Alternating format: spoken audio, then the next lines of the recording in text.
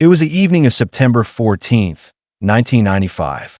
Naomi was at home, just hanging out with her parents. Nothing out of the ordinary. Around 9:30 that night, her mom handed her a letter and asked if she could go post it. The postbox was literally just at the end of the road, maybe 2 streets away at most.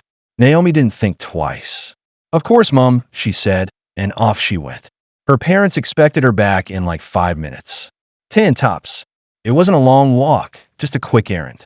But after 10 minutes passed, and Naomi still hadn't returned, they started to get a bit uneasy. Nothing serious just yet. They figured maybe she ran into a friend on the estate. See, the estate they lived on had a lot of kids around her age. Everyone kind of knew everyone. It wasn't uncommon for someone to bump into a mate and end up chatting for a bit before coming home. That's what they thought might have happened. So they waited a little longer. But as the minutes turned into an hour and the night got darker, that nervous feeling started to grow. It was now getting close to 11 p.m., and for a 15-year-old girl who was supposed to be gone for 5 minutes, this wasn't just strange anymore. It was worrying. That's when Naomi's dad, Brian, decided he couldn't just sit and wait. He got into his car and started driving around the estate, hoping he'd spot her playing with some friends or walking back. But the place was quiet. It was late. All the kids were already home for the night. He kept searching, but Naomi was nowhere in sight. Then Brian drove over to the postbox, the one Naomi was heading to. That was supposed to be the whole reason she left the house. But when he got there was nothing. No sign of Naomi at all. After checking the postbox and still not finding Naomi, Brian started to think maybe she went to see her best friend, Emma. The two of them had spent a lot of time together that day. They were both in the church band, so they'd been hanging out earlier, probably practicing or just spending time like they usually did. So Brian drove over to Emma's house, hoping that maybe Naomi had stopped by there for some reason. But when he got there, Emma was home, and Naomi wasn't. Emma told him she hadn't seen Naomi since earlier that day when they parted ways. And once Emma heard Naomi was missing, she panicked too. This was her best friend, and now she was gone. Emma didn't want to just sit at home, so she jumped in the car with Brian, and together the two of them started driving around, still trying to find her. They headed toward a local park on the estate called Ansley Common. It was a pretty normal park, swings, slides, a grassy field where kids would play football or hang out. It was the kind of place you'd expect to see kids during the day, maybe even in the evening if it wasn't too late. When they pulled into the little car park next to the playground, something immediately caught their eye. There was something or someone lying under the slide. Brian got out of the car, heart pounding, and walked into the park to take a closer look. The closer he got, the worse that sinking feeling became. He could tell straight away that it was a person lying there. And as he moved closer, the awful truth hit him. It was Naomi. She was lying there under the slide, and she was covered in blood. Brian could see the deep slash across his daughter's throat.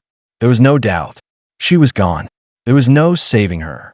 His little girl, just 15 years old, was dead. The police were called straight away. Naomi's body was recovered from under the slide, and tragically, she was pronounced dead right there at the scene. Her body was then taken to the morgue for a full autopsy. The results were horrific. The cause of death was that deep slash across her neck. It wasn't just a cut. It was incredibly deep, stretching all the way across. There was simply no way she could have survived it. But the autopsy also uncovered something even more disturbing. Naomi had been sexually assaulted, and even worse, her genitals had been mutilated, likely with the same weapon used to slash her throat, probably a knife. And then came a detail that would turn out to be crucial. The pathologist found a bite mark on Naomi's left breast. Now, if you've seen enough true crime documentaries, you probably know how important something like that can be. A bite mark can be matched, just like a fingerprint or DNA. It could potentially identify the killer. News of Naomi's murder spread fast throughout the town, and people weren't just heartbroken. They were scared, really scared. This wasn't just a stabbing. It was a brutal, sadistic attack on a child. Her throat had been slashed, her body mutilated.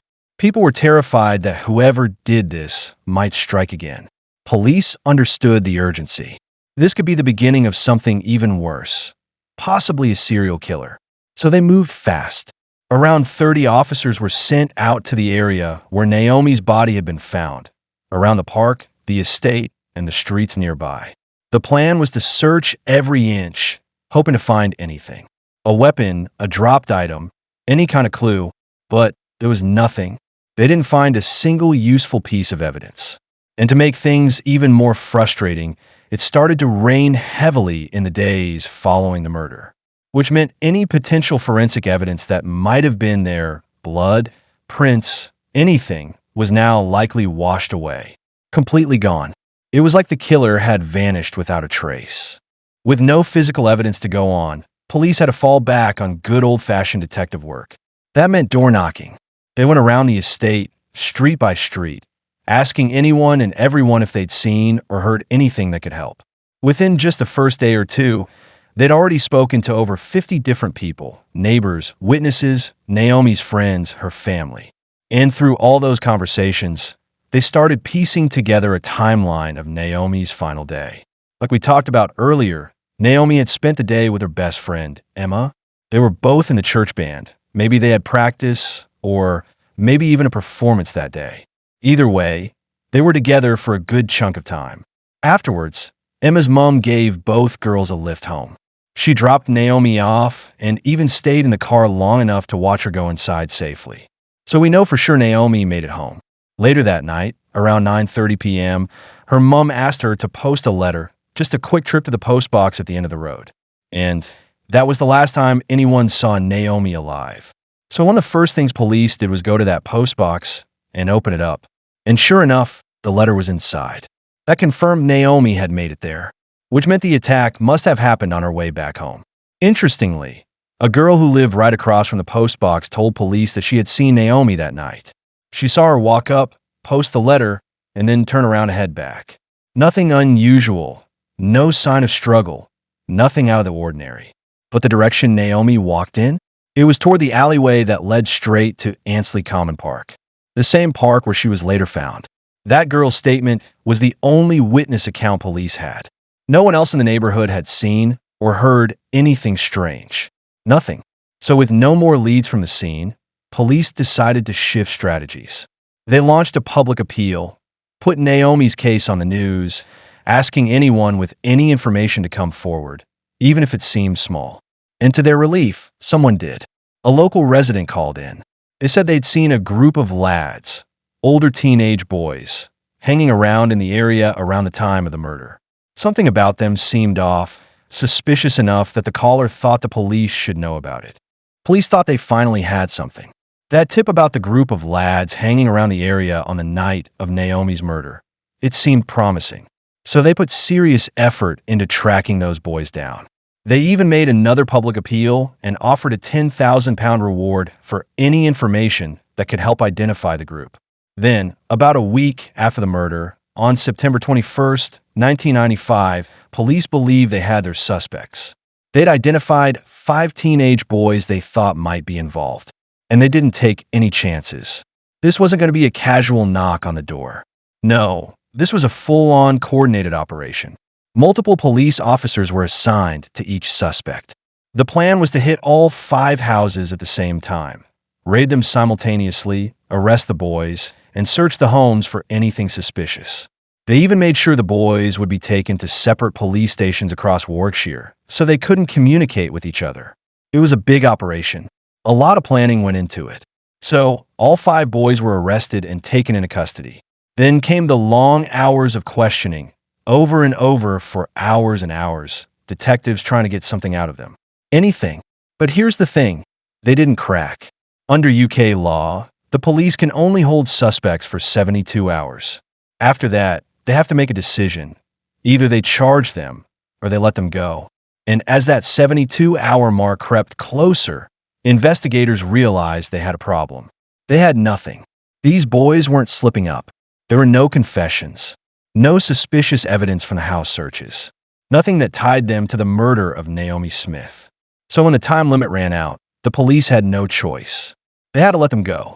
And honestly, by the end of it, even the investigators didn't really believe these boys were guilty anymore. They had questioned them to exhaustion and come up completely empty. Turns out, all 5 lads were innocent. They had nothing to do with Naomi's murder. It was a crushing blow to the investigation. Police had been so sure this was it. They'd thrown everything into that one lead, even a 10,000 pounds reward, and now they were right back where they started. Square one.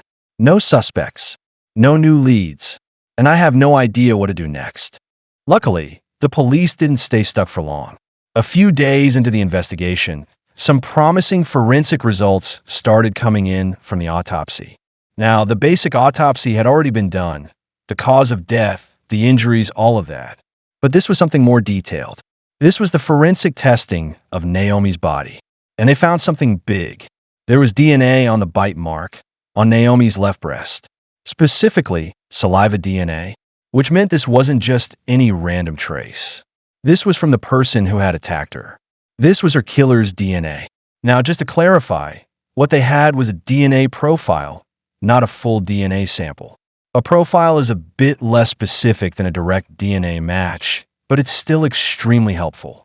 Basically, if they had a group of suspects, they could test each one and see whose DNA most closely matched that profile.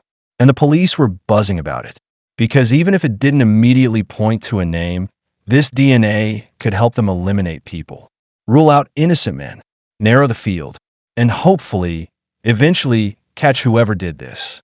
So, they started putting together a list. It was a long one.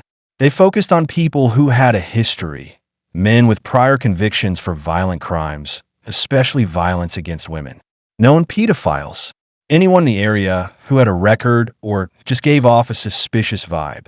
They prioritized the list, of course, most dangerous and most likely suspects first, then worked their way down. And we're not talking about a dozen people here. There were hundreds of men on that list.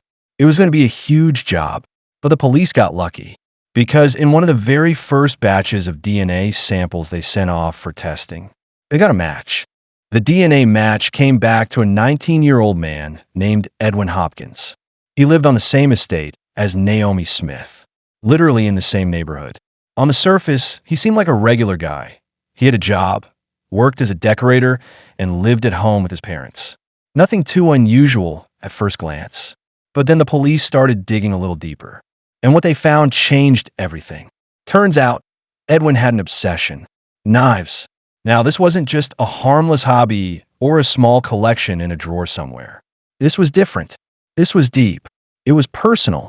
He had been fascinated, obsessed with knives for years, ever since he was a kid. And it all started with his dad. Edwin's father used to take him hunting when he was younger. They'd kill animals together, mostly rabbits, and then skin them. It was meant to be a kind of father-son bonding activity. But instead of it just being a passing thing, something about it stuck with Edwin. It is rooted in him. As he got older, the obsession only grew stronger. He started carrying knives with him, all the time, even to school, just walking around, always armed. It wasn't for protection. It was something darker than that. Then police looked into his criminal history, and they found something chilling. This wasn't the first time Edwin had been accused of an attack. A woman had previously reported him for an incident in the same park where Naomi's body had been found, Ansley Common. She told police she had been walking through the park one evening when Edwin approached her and struck up a conversation. He didn't come across as threatening at first. He actually seemed pretty normal, even offering her a cigarette. She accepted. They smoked, they talked. It all felt casual, almost friendly. But then she said goodbye and started to walk away. And that's when things changed. She heard footsteps behind her. When she turned around, Edwin was following her. So she picked up the pace, tried to shake him off. But before she could get away, he lunged. He grabbed her from behind and threw her to the ground, right there in the middle of the field. Edwin Hopkins didn't just follow that woman in the park. He tried to rape her. Thankfully, she fought him off. I think she managed to knee him in the crotch, just enough to break free and run. She got away and later reported the attack to the police. And there was one part of her story that hit the police hard. Before she managed to escape, Edwin had bitten her on the breast, just like Naomi. It's infuriating, but nothing ever came of that report. No arrest, no charges. Edwin was never held accountable for that attack. For whatever reason, it was just left. And now here they were, staring down what could have been prevented.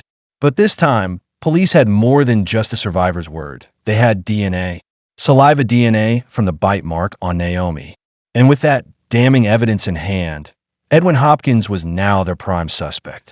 Police started questioning his friends and family, not just to get a sense of who he really was, but to find out where he was the night Naomi was killed.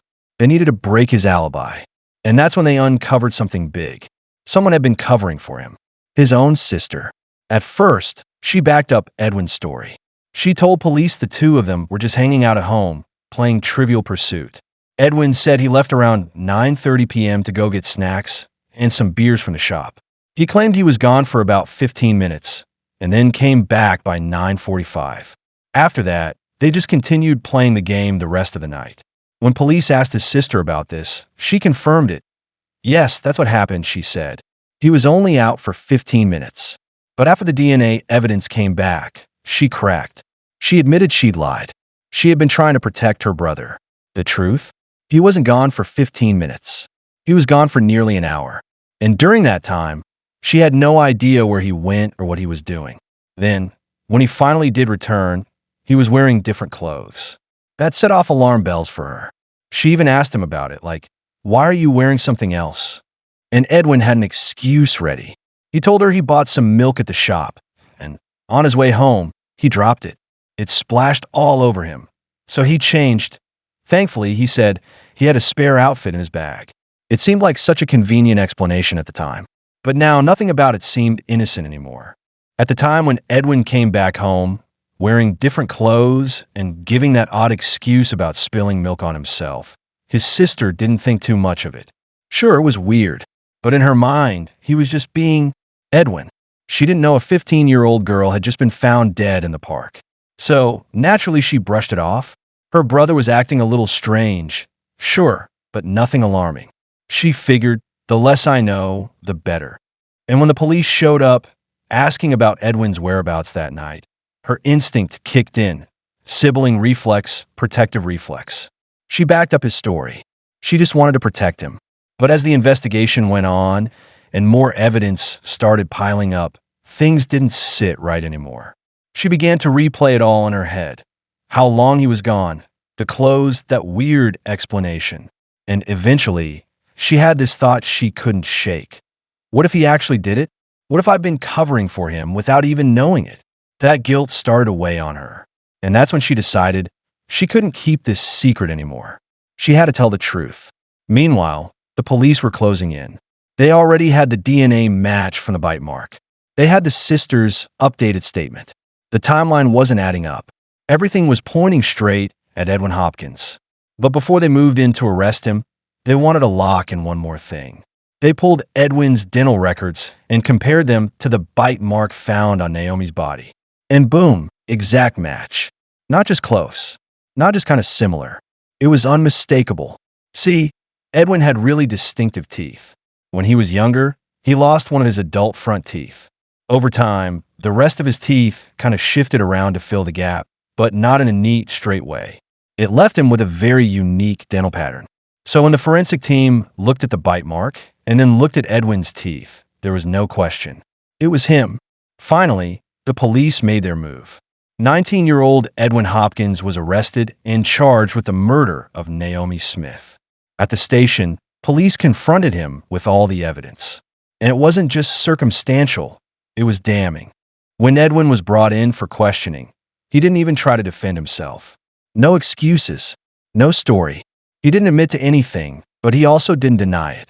He just sat there, cold and quiet, and responded to every single question with the same words. No comment. It didn't matter. Police already had enough. The evidence was stacked high: DNA, dental records, witness statements. He was charged with the rape and murder of Naomi Smith, and it was going to trial. But then came the twist. On the very first day of the trial, Edwin stood up in court and pleaded not guilty. Despite all of it, despite having literal forensic evidence tying him to the crime, he still said, "I didn't do it." So the trial moved forward. And through the entire trial, Edwin stuck to his story. He insisted he had simply gone to the shop to grab snacks and drinks and came right back. He even said he walked past the postbox on his way there, right where Naomi had gone, and claimed he didn't see a single person. Not Naomi. Not anyone. He kept holding on to that lie like it was the only thing he had left. And it's so incredibly frustrating. Because at the end of the day, only two people truly know what happened that night: Naomi Smith and Edwin Hopkins. Naomi can't speak for herself, and Edwin refuses to say a word. So unless he one day decides to confess, we're never going to know the full story. We don't know exactly how they crossed paths that night. We don't know how she ended up in the park. We don't know what was said or what set things off. But there's one thing that makes it all even more chilling. It's very likely that Edwin and Naomi knew each other already. They were only 4 years apart in age. They grew up on the same estate. It's not hard to imagine them playing outside together as kids, maybe even being casual friends at some point. And if that's true, if they did know each other, then this whole thing is even harder to make sense of. Because how does someone do that to someone they know? Did they run into each other by chance that night and start chatting like old friends? Did Naomi trust him enough to walk with him to the park? Was it friendly at first, before things suddenly took a dark turn? We don't know, because Edwin won't say. So here's what we do know. Edwin came home about an hour after he left, wearing completely different clothes. And yeah, that really stands out. I mean, who walks around with a knife and a full change of clothes in their bag? Who does that? It makes you wonder, was this premeditated? Did he leave his house that night planning to kill someone? Because honestly, I don't know about you, but I don't walk around carrying a spare outfit and a weapon. That's not normal behavior. At the end of the murder trial, which wrapped up in January of 1997, Edwin Hopkins was found guilty of the rape and murder of 15-year-old Naomi Smith. The court sentenced him to life in prison, with a minimum of 20 years. That meant the earliest he could have been released was in 2015, when he'd be 39 years old. But that didn't happen. Don't get too comfortable, though, because he was released in 2021. Now, not fully released, he was transferred to what's called an open prison. And if you don't know, open prison basically means he's still technically serving time, but he's allowed out into society during the day. That's right. The man who raped and murdered a 15-year-old girl, who's never shown 1 ounce of remorse, who never admitted to what he did even when confronted with DNA evidence, is now allowed to walk around freely during the day.